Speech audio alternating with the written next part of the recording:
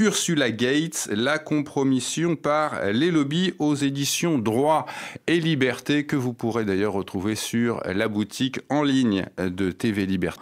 Le projet initial vendu à la population, c'est de dire nous faisons une union, donc pas l'Europe, c'est un mauvais terme, l'Union européenne. Pourquoi ? Pour la paix, pour la prospérité et pour l'union dans notre diversité à échelle continentale.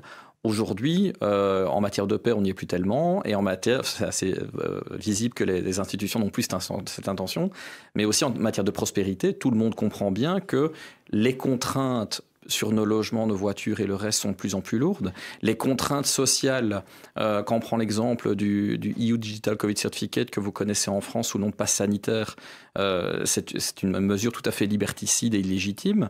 Donc on voit bien en fait un durcissement, un rétrécissement de nos espaces de liberté, une disparition de nos droits, et on voit que par exemple le pouvoir d'achat des gens ne finit par être presque réduit à zéro. Pourquoi ?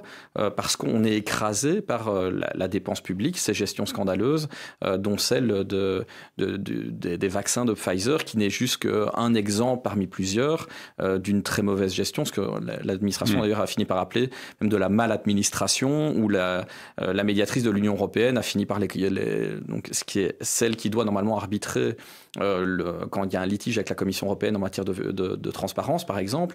Elle a considéré que la Commission était comme la mafia italienne.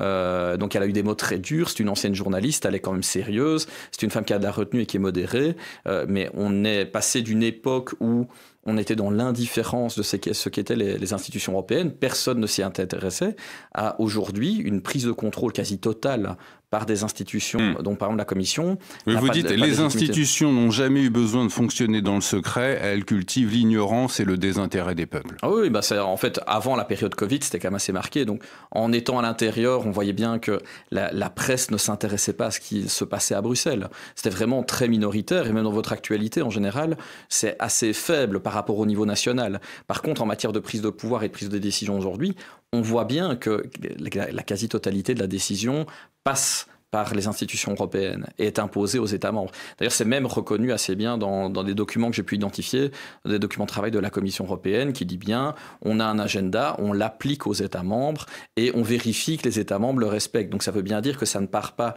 d'une volonté populaire pour remonter au niveau national, pour en fait commander à une institution, éventuellement dans le principe du respect du principe de subsidiarité, de prendre la meilleure décision collective. Donc on voit bien que c'est tout à fait inversé par rapport au principe de la démocratie. L'agenda, c'est pas du tout un mot en l'air, puisque l'agenda, c'est l'agenda 2030 de l'Union européenne qui est imposé par l'ONU à l'Union européenne. Mais on en parlera après. Avant d'en venir à Ursula von der Leyen, je vous propose de nous expliquer comment fonctionnent les lobbies à Bruxelles, quelles sont leurs méthodes, les méthodes de cette industrie. Vous parlez d'industrie des lobbies et vous parlez aussi de capitalisme de connivence.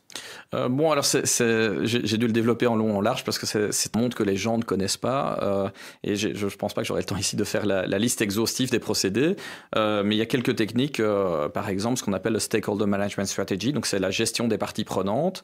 C'est en fait envisager un preneur de décision par toutes les personnes ou toutes les personnes physiques et morales qui peuvent l'entourer.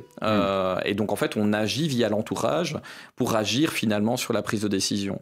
Les gens ont un peu de difficulté à comprendre ce qu'est le lobbying. Certains considèrent que c'est de la corruption bête et méchante.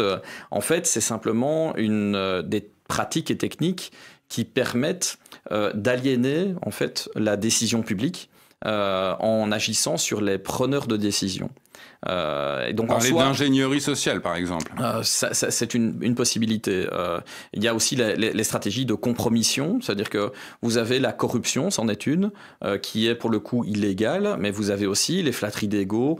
Là, je crois que ça m'a beaucoup aidé d'avoir Ursula von der Leyen, parce que quand vous regardez la quantité de prix, récompenses et de couvertures de magazines qu'on lui offre, en fait, vous en faites la traçabilité dans le temps et vous identifiez quels sont les lobbies qui soutiennent ou payent ces récompenses et ces couvertures de magazines. Oui, la starisation d'ailleurs que vous dites, elle a été beaucoup organisée par Klaus Schwab du World Economic Forum. Alors, on voit par exemple dans le cas du lobby qui est le WEF, qu'ils ont eu recours par exemple à des stars de cinéma pour attirer de l'audience, que ce soit des chefs d'entreprise, des politiciens. Leonardo DiCaprio, par exemple. C'en est un, voilà.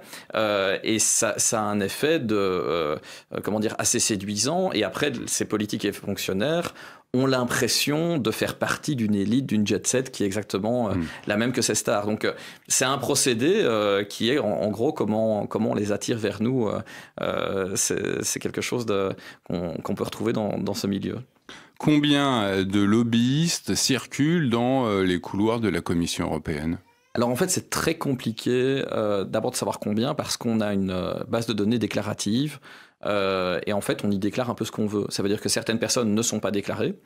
C'est même très intéressant de voir, par exemple, je prenais l'exemple de Chatham House qui reçoit des fonds européens, mais qui n'est pas déclaré dans le registre de transparence des lobbies.